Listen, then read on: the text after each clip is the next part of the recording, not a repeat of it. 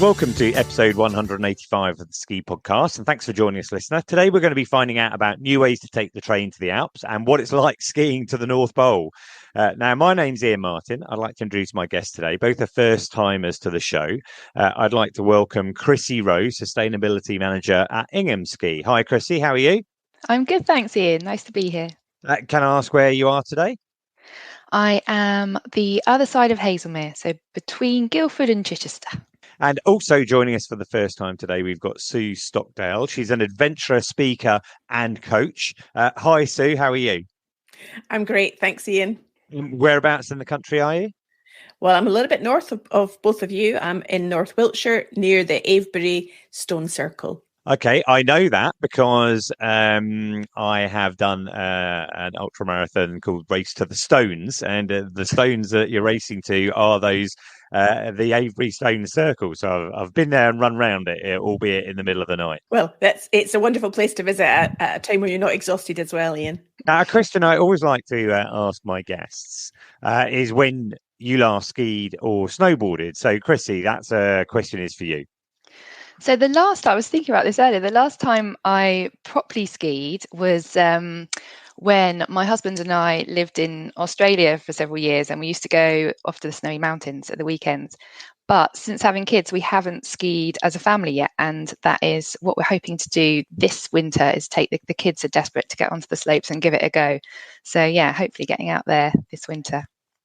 Right. Well, that's made me think of lots of things. Firstly, I skied in Australia back in July. I was skiing in Perisher and Thredbo. Is that where you were skiing, or were you Melbourne based? No, I was Thredbo. Yeah, that area. Yeah. And then before that, Japan as well. I used to live in Japan, and I used to go the weekends there. So yeah, it's been a while since I was in the Alps. So I'm looking forward to getting back out there. And how old are your kids? They are 8, 11 and 13. So okay, you've got a mix time. there. Now, I know, Inghams obviously offer lots of holidays as well, but I think within the group in Hotelplan, you've got Esprit. They're like a family specialist. Would you be picking up a holiday with them then for your first time?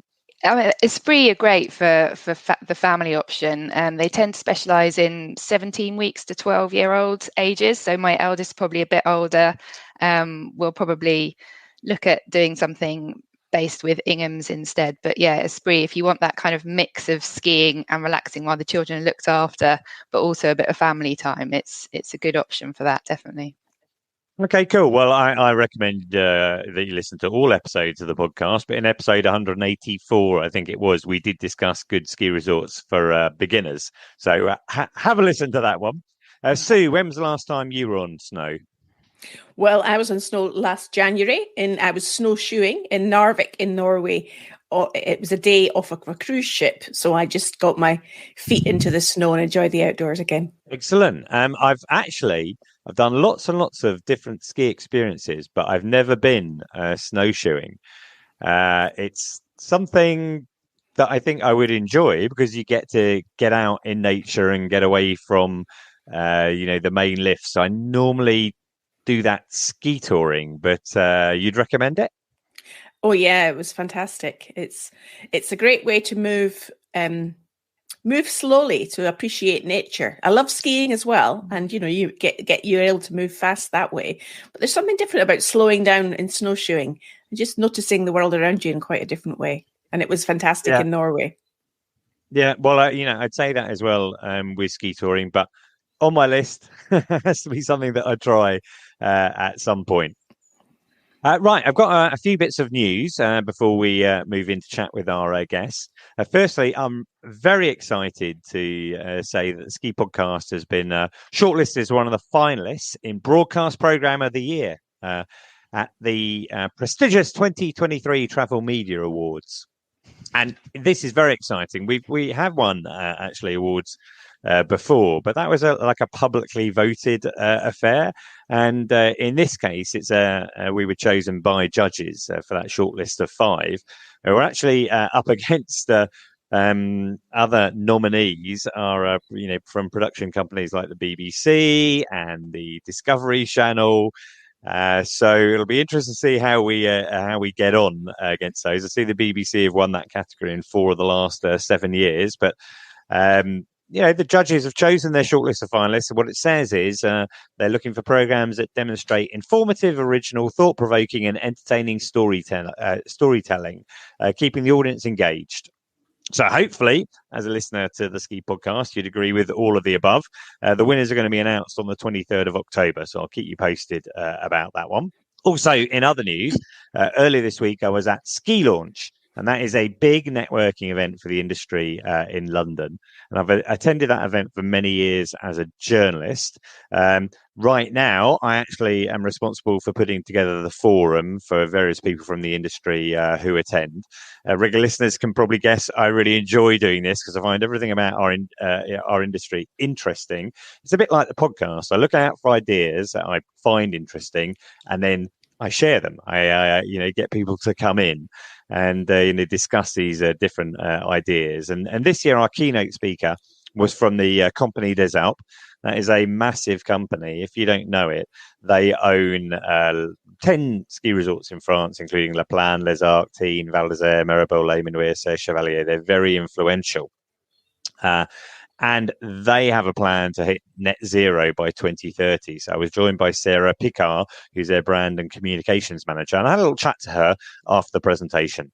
Right, I'm at Ski Launch and I'm with Sandra Picard from Compagnie des Alpes, who's come over from France today. Thanks very much for joining us, Sandra. My pleasure. Very, very interesting presentation earlier today, all about Compagnie des Alpes' commitment to net zero. Far too much to cover in here, but I wondered if you could just give us an insight into how Compagnie des Alpes has come to this decision to get to net zero for 2030.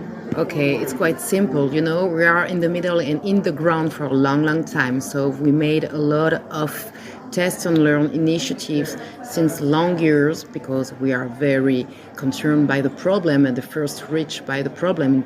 And last year we decided just to make a big survey among all of stakeholders, and we just realized that it was time to accelerate the initiatives.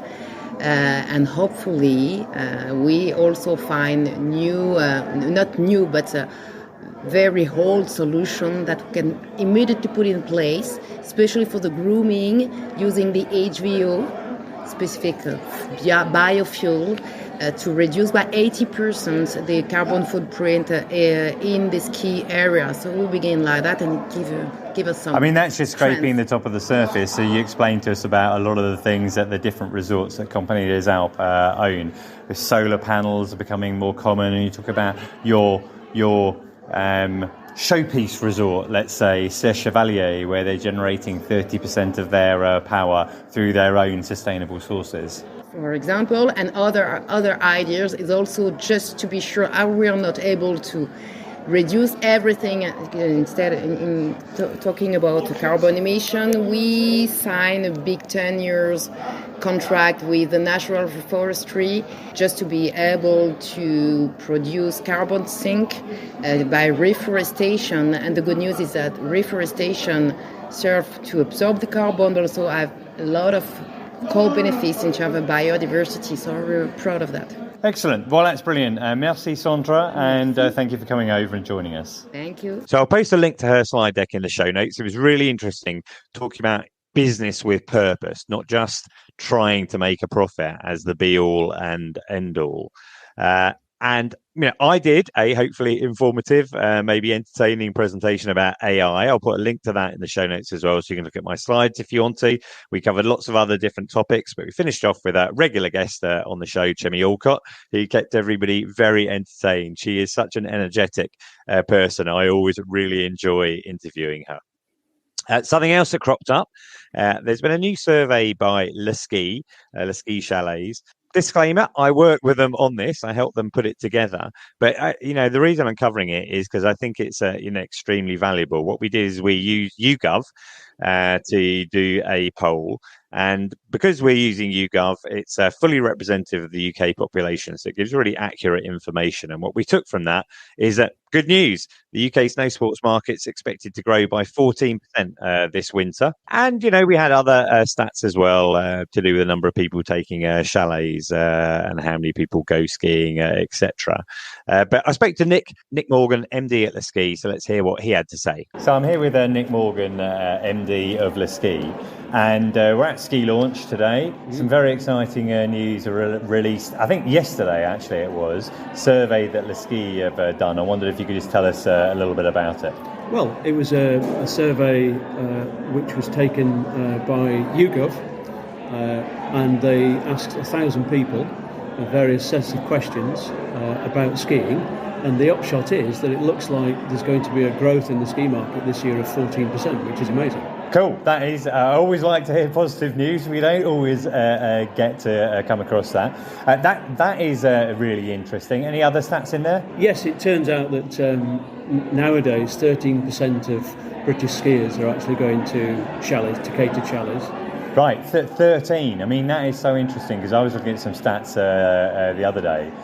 From about 2009, and at that time it was over a third of people were in chalets. Yeah. But from your point of view, from Le Ski's point of view, chalet, you only offer chalets, don't you? Indeed, and I think what's happened is that because when we started in 1982, skiing in chalets was fairly niche, and then it became mass market once the big boys started with their chalet hotels and all the rest of it, and it's now come full circle through post-Brexit and post-COVID to be once again quite a niche operation, and it's very specialist knowing how to run it because you have to employ Brits in France, which is complicated. Yeah. Well, we've covered that on the podcast before, actually. You can listen to that, listener, on a previous episode. But overall, just very positive. Then we're looking at some growth. I think that's still people coming back after COVID. I think it's a mixture of people coming back to skiing after COVID and some newbies, which is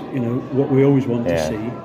And now, from our point of view, the stats I know is that we're now 60% full for this coming winter, which is kind of normal pre-COVID. But obviously during COVID that wasn't the normal stat. But that's an amazing. It's great to be that full so early. Cool. Well, that's brilliant, Nick. Thanks very much. Thank you. So, Krissy, I wonder if I could just come to you. I mean, the key headline there is that Le Ski's research suggests that the market is expected to grow by 14% this year. I wondered, what you think of that from an Inghams point of view. Have you seen bookings are looking strong at the moment? It's early for us to tell for the season ahead. I mean, it's doing well. It's looking good so far. It's been a bumper few seasons, as you know, so it's set the bar high in that way. I think we're in a good position in terms of having that higher altitude resort, so we've got that kind of snowshore resort. But yeah, fingers crossed it does go that way. That would be great for the industry and for skiers as well, I think. Yeah, well, I think it was a mix of people coming back still. You talk about bumper seasons, people coming back after COVID where they missed that opportunity. And I think there's probably still some people, coming back to skiing after that. So, positive news. This is the time of year where I mentioned ski launch. I mean, there's a clue in the name there. We're really moving towards the ski season now. We're into September. It's still relatively warm, but next month we've got some ski shows coming up. They are in Birmingham at the NEC and at London at Excel. The actual dates, they come in consecutive weekends. So at the NEC, it's on the 14th and the 15th of October, and London at Excel, the 21st and 22nd of October. If you want to go for free, you can. You just use the discount code SKIPODCAST. I think that is free up until the 1st of October. And, if you are going to shows, you'll see me there because I'm presenting on all 4 days. On the Sunday, in both cases, at 11:15 in the morning, we've got the Ski Podcast live, where I'll be joined by different guests and talking about different destinations.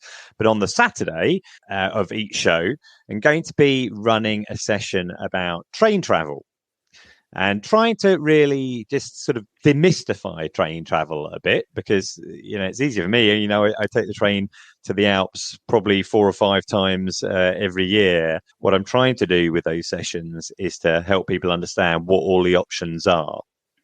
And I'm delighted to say that Krissy is going to be joining me on the panel at Birmingham.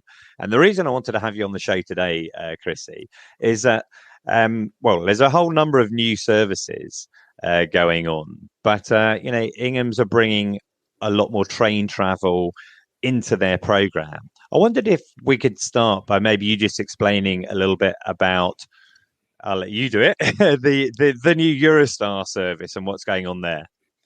Yeah, so as you said, it's a real focus for us, trying to increase the amount of train travel that we offer. And this is part of our ongoing commitment to reduce carbon emissions. We've set an ambitious target for 2030 to halve carbon emissions. And we know that flying is one of the largest growing sources of greenhouse gas emissions. So we have to look at alternative ways of continuing to travel until we're in a position where, there's lots going on around greener technologies, around aviation, but it's not happening, quite at the speed that we need it to happen to reach those targets in terms of cutting carbon.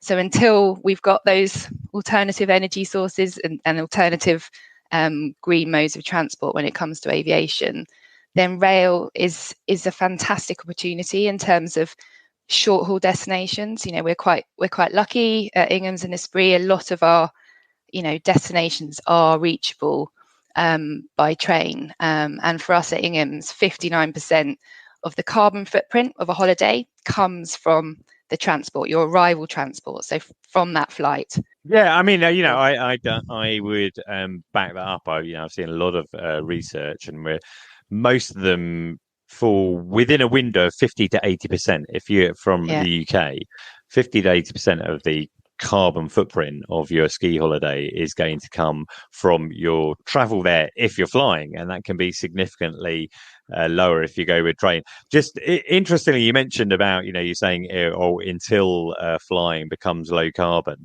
I don't want to be a downer on it, but I don't think that's ever going to happen.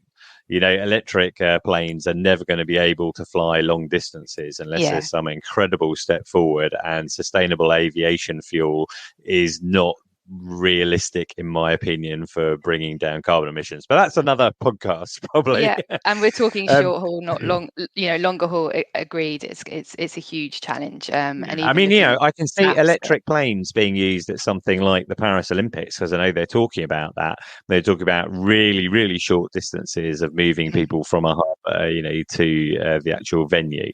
Maybe as taxis or something like that, it can work. But like I say, let's not get into that now. Let's talk a little bit about, what the options are on the table for people who want to travel by train this winter.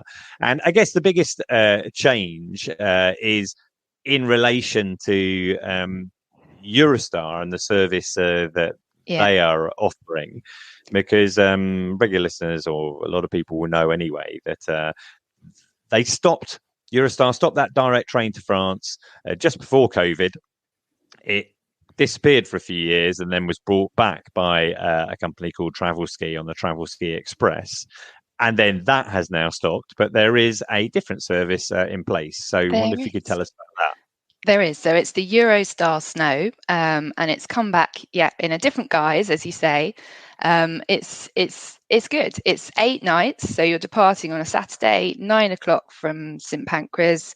You've got just a quick platform change, hop across the platform at Lille, Europe, around midday, and then that arrives into Bourg-Saint-Maurice at 6:20 in the evening, and then we can then transfer you on to Val d'Isère, Les Arcs, or Tignes into resort. So you've got another day skiing as well, because you leave on the way back. You're departing on the Sunday.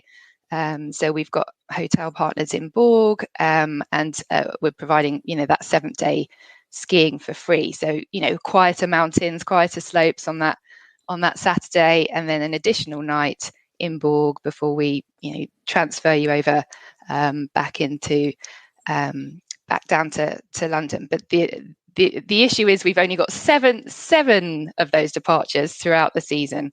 So it's running from 16th of December to 27th of January, which is fantastic, but it'd be great if we could see more. And that's why we're coming out with this week a whole range of other train options to. Yeah. Okay. Well, we'll come on to those ones. I mean, it is frustrating that they're not offering that for the whole season. What I'm hoping, and one of the reasons for doing this kind of podcast and the sessions we're doing at the shows, is to get people to understand that it's there and to get occupancy as high as possible, so that Eurostar look at it and think, oh, well, you know what, there really is genuinely demand for this, and that they will increase the services. And in fact, when I was looking at the Ski report, I picked up, and I'm just going to, won't help the listeners, but I'm going to hold it up for the benefit of Sue and Krissy. This is like a Ski Club of Great Britain report from 2009. And I was, looking at this for various comparisons. And one of the things I spotted within here was talking about, train travel. And the Eurostar train service witnessed a huge growth in popularity. And for the winter season 2008-2009, they're reporting that 36,000 people travelled on Eurostar, and it just seems so sad and retrogressive to me that we've got so few people travelling by train now, when we're so much more mindful and aware of the benefits and advantages. So anyway, it's only available on certain dates, but do book those up. Can I just ask a quick logistical question? So people are taking the train to Lille, and then you're within Lille Europe, the station there, so you're just changing a platform. Do people collect their luggage off the Eurostar and take it onto the second train, or is that done for them? Yeah, no, it stays with them, and it's just as you would on a normal train. Your luggage is put in the compartments as you come through the door, or the overhead compartments, and then you just pick it up as you leave and transfer onto the platforms. As easy as it would be on any normal train. And I realise that hasn't run yet, but do you actually happen to know, how far you have to move it? And putting this into context, when I go platform change, right, okay, fine. So they tried to make it as smooth as possible, and it's part of the reason I've blogged on this on Ski Flight Free. Eurostar and a company called Chalets, a European train company, are merging later this year, or next month, I think officially it's happening. And that service is going down from Lille to the French Alps is a Chalets train. And I'm pretty sure the reason it goes out on a Saturday and comes back on a Sunday is because that literal physical train, the rolling stock, is going to sit down at Bourg-Saint-Maurice overnight and then come back the next day. But the way you're resolving that in terms of weekly holidays is that you're building in into your packages a night in Bourg-Saint-Maurice, so on the last night, so that when the train leaves early on the Sunday morning, everyone's right down there and can get it really easily. That's how that's working, isn't it? Exactly. Trying to make it as simple as possible for people, and then that added day of skiing is hopefully a bit of a bonus. Yeah, and another point to clarify is that both of these two, I know you gave the timings, but both of these two journeys on Eurostar are during the day. Because, again, in some years, you could be going overnight, and I can tell you that it's not particularly comfortable. If you're maybe if you have a bunch of spare seats, it can be better. But in my experience of doing it, people will curl up on the floor under the seats or whatever it is. You can be pretty damn knackered by the time you get there. Yeah, Krissy? And you miss out on that beautiful scenery as well, I think.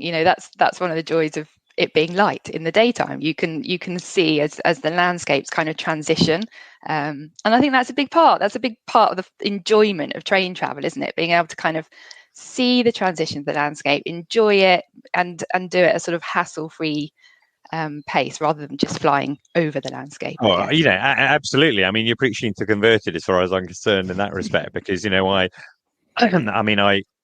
say I always travel by train, but in recent years, any destination that I could have traveled by train in terms of skiing, I have done.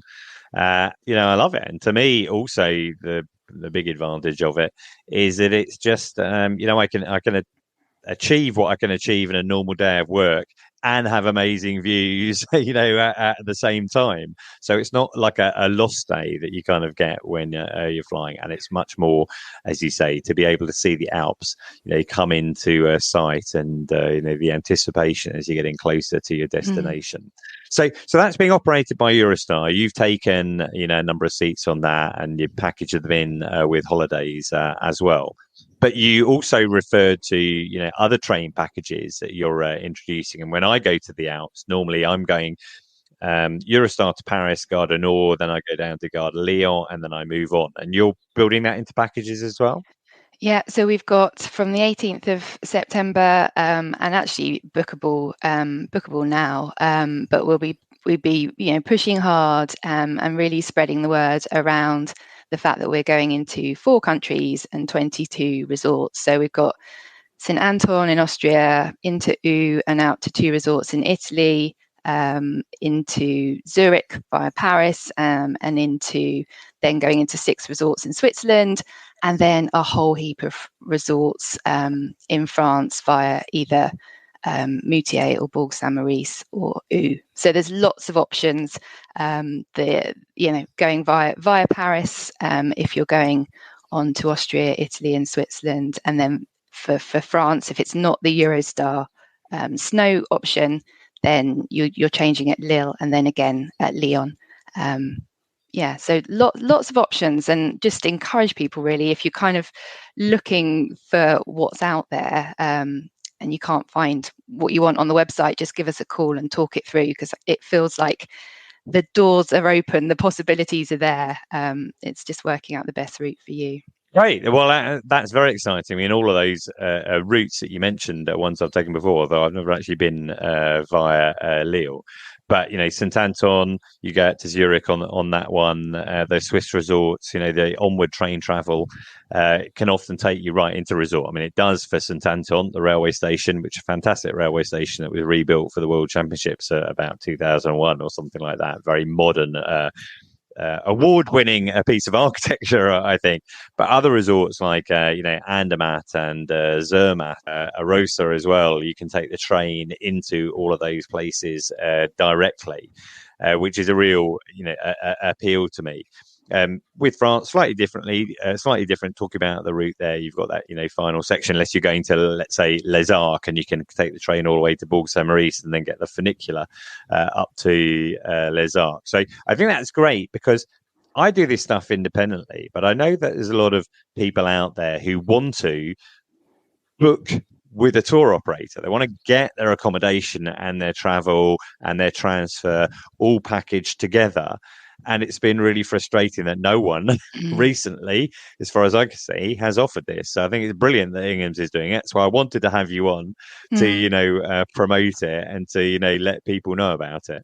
And I think, my view with sustainability and offering lower carbon alternatives and more sustainable alternatives is that we have to make it as easy as possible for people. It shouldn't be harder or less enjoyable experience or loads more expensive. We should be able to, as companies, make it easy and accessible and simple for people to navigate. And if we can make that a little bit simpler, then we can encourage people to take that kind of greener option, I think.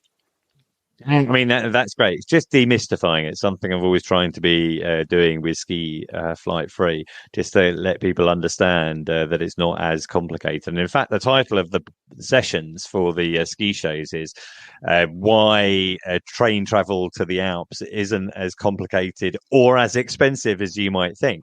And you mentioned the price side of things there.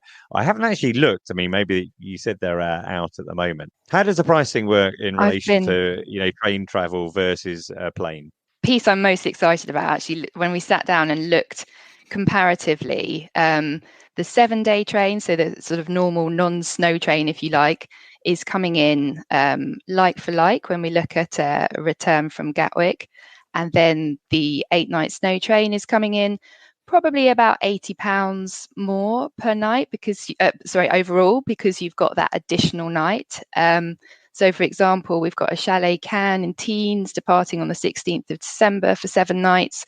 The plane from Gatwick return is £1,399 per person based on 2 sharing in that catered chalet. And the train is coming in exactly the same. The 7-night train is £1,399. And then on the this snow is train, so good. I know. I'm loving this because you know the classic people. They go, it's so much more expensive, and you know we can tackle that from an individual point of view. But you're talking about packages here, and you're booking a package. Everything's in one. You know, you have to protect it, etc. You know, if people are concerned about that side of things, it's all covered.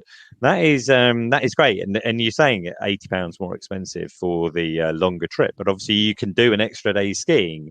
And for a lot of people, if you're only going away for 1 week a year, let's say, to be able to do 7 days, rather than 6, is worth paying a little bit more to be able to do.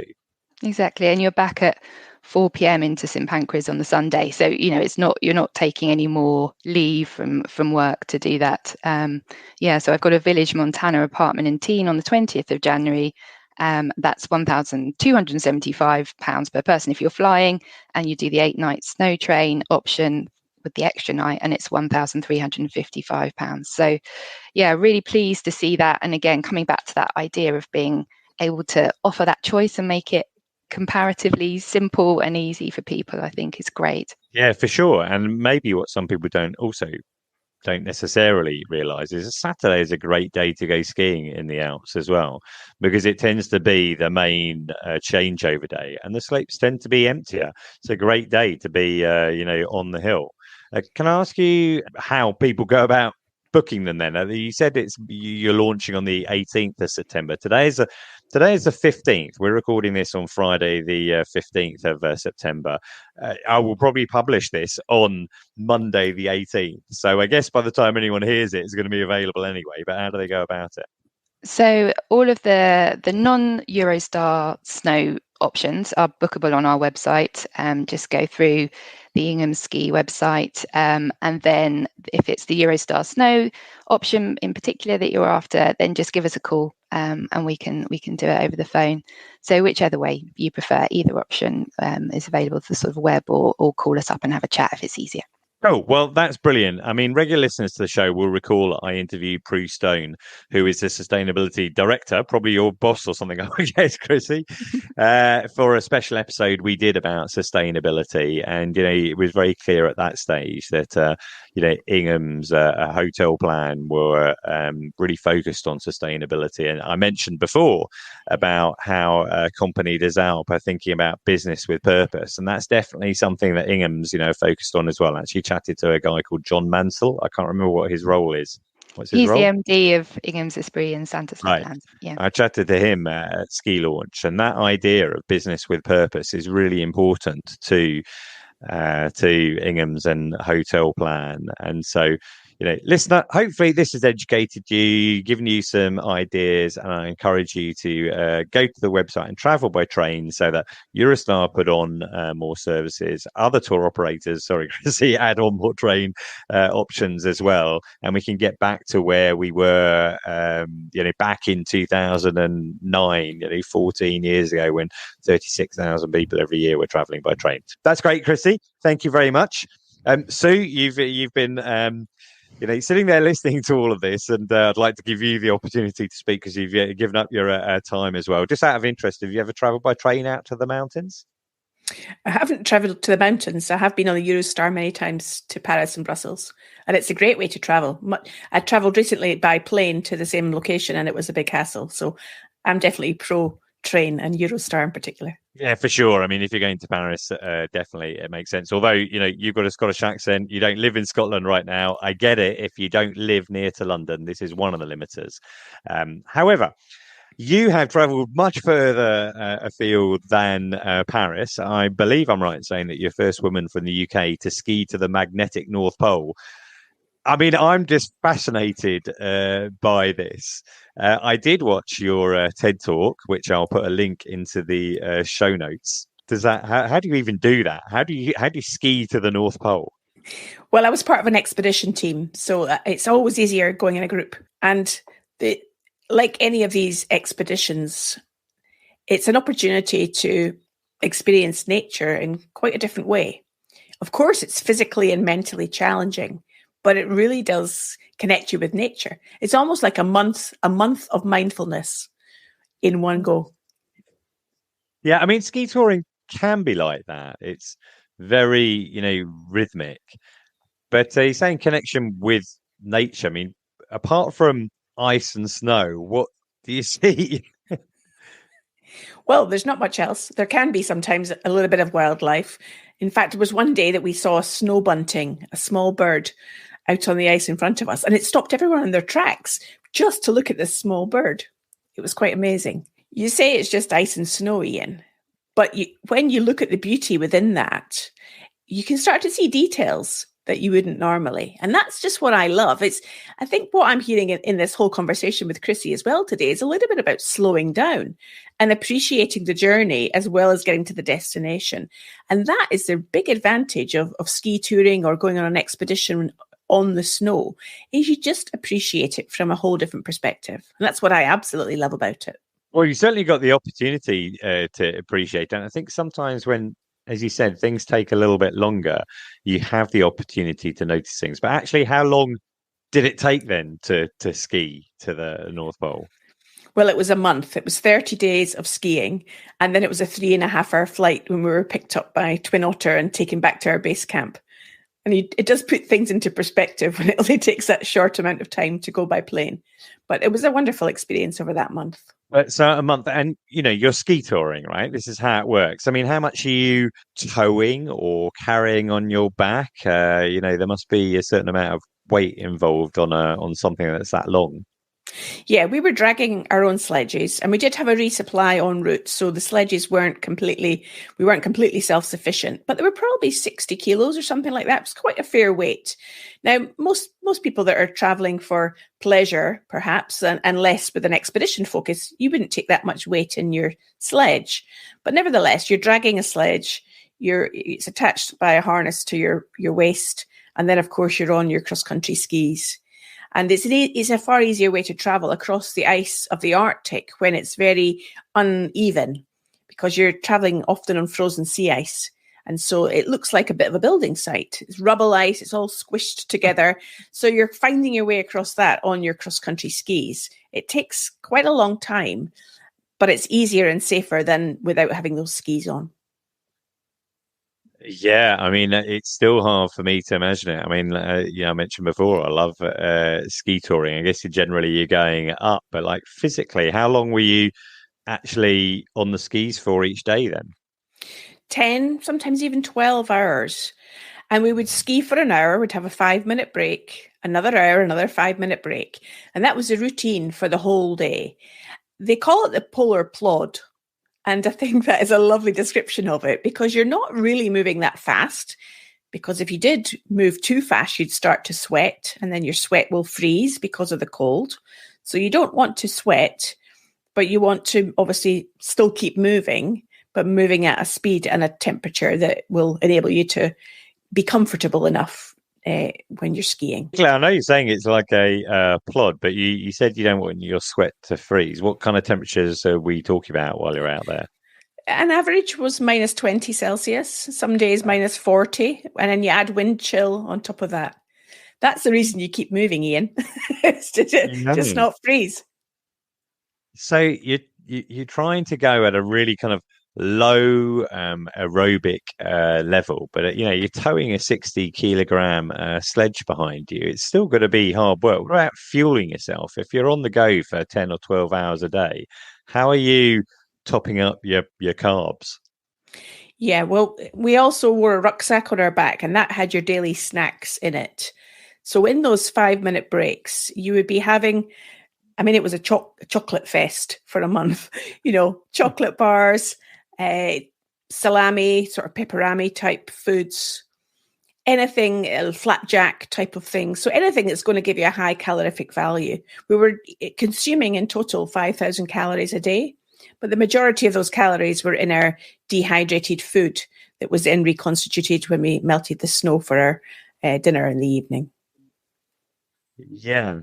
I mean, you make it. The chocolate part of it sounded great. The dehydrated food for a month sounds less appealing. I've kind of, I've done that on a few hikes before, and actually, some of that food can be pretty good. But so, did you have in that 60 kilogram sled? Have you got tent in there or something? Are you putting that up every evening? How does that work?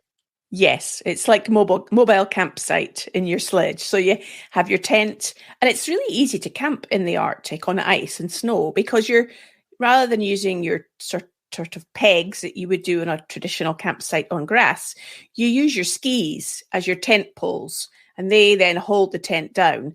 And it's very easy to just put your ski into the snow to give your tent some security. And then we would dig up extra blocks of snow and put them around the tent. So there would be an extra apron attached to the fly sheet. And then you put your blocks of snow and ice around that to stop the wind getting underneath your tent. So every day you're pitching your tent, and then every morning, of course, taking that down and continuing along. So with your tent, your food, your fuel, your safety equipment, and very, very minimal extra clothing, there's not much space for anything else. So everything in your sledge is really carefully considered so that your sledge isn't too heavy. Because, of course, if you have a heavier sledge, you might need more food to have the calories for the energy, but then that means you're an even heavier sledge. So there's quite an optimal balance to be struck. We've discussed that before. I think when Al Morgan, our equipment expert, was on the show, we talked about the impact of the weight of your equipment, your boots and your skis, relatively to having something on your back, and that is much more significant. I mean, did you have very lightweight skis and boots for this? Yes, we did. We had boots that were, I'm trying to remember the name now. So they're I think they're called mucklucks. So they almost look like white Wellington boots. So they're lightweight, they're very chunky, but they're very thermally insulated. The bit up your leg is thermally insulated. So they're boots that many people that live in the Arctic normally would be using day by day. So those would keep your feet warm, and then they're attached into a special binding that then is on quite a lightweight ski with fish skin on the bottom, the scales, so that when you're moving forwards, if you are going uphill, of course, you're not slipping backwards. Yeah, I'm still getting my head around all of this. You're doing it in the Arctic Circle. I presume you said, "Oh, you go to bed at night," but is there a night and day when you're doing this? Yeah, you're right, absolutely right, Iain. There isn't. It's 24-hour daylight. We were skiing April and May time, so springtime. And I always used to have my balaclava over my eyes at night so that I did have some sense of darkness. Otherwise, it would be really difficult to sleep. And of course, from that context, it means you can ski at any time of the day or night. So if the weather conditions were better at night, then there was no reason why we couldn't have done that. I mean, you got a watch, which is your clue as to what's going on. But did you find your can't think what the term is, your diurnal clock still worked? Could you kind of tell whether it was day or night? Well, I could. I think at least I told myself that there was daytime and nighttime, and that we could have a rest. I mean, there was a subtle change in temperature when it was effectively evening. It would get even colder. And the sun would be low in the sky if the sun was out, of course, because very often the sun isn't easy to see. And we were navigating by the sun. So we need, ideally, to be able to see it. Because we're going to the magnetic North Pole, you can't use a compass because the compass would start to spin around and almost try to point straight downwards. If you might then be thinking, well, why don't you use your GPS or something like that? Back in the mid-90s, that technology wasn't that available, and also batteries get used up very quickly in the cold, so you can't have your GPS on all the time. So we had to switch on our GPS in the morning, set a bearing or look for a big piece of ice on the horizon, switch off your GPS, head towards the ice. If the cloud comes down, you're still hoping for the best and heading in the same direction, and then we would be navigating by the sun during the day, and then using that for our way of navigation. It still just is mind-boggling, the whole thing. I mean, you mentioned about wanting to minimise what you had in your pack and on your sled, and minimal clothing. So I'm guessing there's not much opportunity to kind of launder anything you have with you. How do you deal with that sort of things? Well, I must say, when Krissy was talking about Sunday or Saturday being the extra ski day on the slopes. I was thinking a similar thing on our expedition was on a Saturday, it was new pants day. So we had 4 pairs of underwear with us and 1 set per week. That was a treat to change. Right. I mean, in some respects, that kind of fits in because we've had, if regular listeners will recall, we talked about the Haute Route. I think we had Tristan and Katie on that episode, and they talk about minimizing what you put in your backpack for that, and the number of changes of socks and underwear that you can get away with. So another question I've got to ask you then is like, why is the obvious one to ask? Why you're the first woman from the UK to ski to the magnetic North Pole? What drew you into that trip? I mean, how did it come about?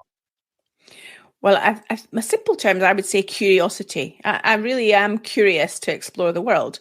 And I saw an advert. This was back in the mid-90s, as I said, an advert in the newspaper. And it was inviting people to apply to join this expedition to go to the magnetic North Pole. And the people had to be novices with no experience. There were 2 qualifications, the ability to work in a team and the ability to raise £15,000 to pay for your place. Now, I could have bought a house for that amount of money back in the 90s. I had no idea how I was going to raise it. But I said to myself, using that curiosity, if it's meant to be, I'll find a way. So I sent off for the application and the details came back, a lovely glossy brochure. And it said on the front, "Are you man enough for the ultimate challenge?" And it was all pictures of men. Now, that was a great motivation for me to apply and get in the team. That's very impressive, and I love that. I don't think they would have any adverts like that just now. And you mentioned that you had been, I think, ski touring. You said in Greenland. Was that with? Can I ask, Panache Cruises?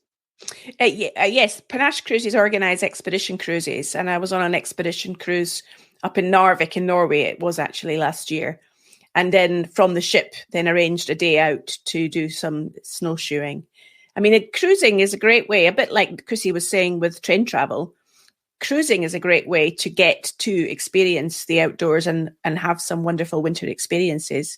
And there's a lot of cruise lines going up to the Arctic, Norway, and so on in the winter. So that's what I love about it, is to be able to travel and enjoy the Norwegian fjords, for example, in wintertime, see the northern lights, hopefully, and then get to do some fantastic experiences like ski touring when you're there too. Well, I'll put a link into the show notes. I had a look at their website and I saw they go to Svalbard, which we've covered that before, but also ski touring in Norway as well. And, if you are listener have been excited, motivated by Sue talking like that, and maybe you don't want to go all the way to the North Pole, but you want to experience some ski touring in that area, you can follow in the tracks of people like Scott Admonson, Hillary and Stockdale. That is really interesting, Sue. Thanks very much for that. Right, we're going to move towards a close now. Now, I enjoy all feedback about the show. I'd like to know what you think. If you have any ideas for features, just contact me on social at the Ski Podcast or by email the skipodcast@gmail.com. A bit of feedback had since the last episode. Bobbin CH on the website Snowheads was talking about the Australia episode. He said he enjoyed that as it brought back fond memories of the gum trees in Thredbo, which you probably remember too, Krissy. I also noticed we now have 29 5-star reviews on Spotify. So thanks for that if I was you. And I'd particularly like to thank Max Martin for this great review on Apple Podcasts. He gave us a 5-star review, described the podcast as the one show for skiing and snowboarding. A year-round, fortnightly roundup of interviews and reports on all aspects of skiing and snowboarding. Always interesting and informative. The Ski Podcast keeps me in touch with the sport and lifestyle. I don't watch the one show, but I'm still thinking that's a pretty good compliment. So I'm going to take that. Thank you very much. And Nick D bought me a coffee and said, well deserved on getting to the awards finals. Keep up the great work. He also says he was in Roccaraso the same week I was there, which was back in February, Roccaraso in the Italian Apennines. and enjoyed that podcast. And so, listener, I'll put a link to the show notes about that one as well. And if you want to buy me a coffee too, buymeacoffee.com/SKIPODCAST. Now, there are 185 episodes now of the podcast to catch up with. Users catch up the whole time. I think 100. I looked earlier, 114 were listened to in the last week. 62% of our listeners, it also says in the analytics, are in the UK, which means there's 38% from all around the world. So welcome to our international listeners.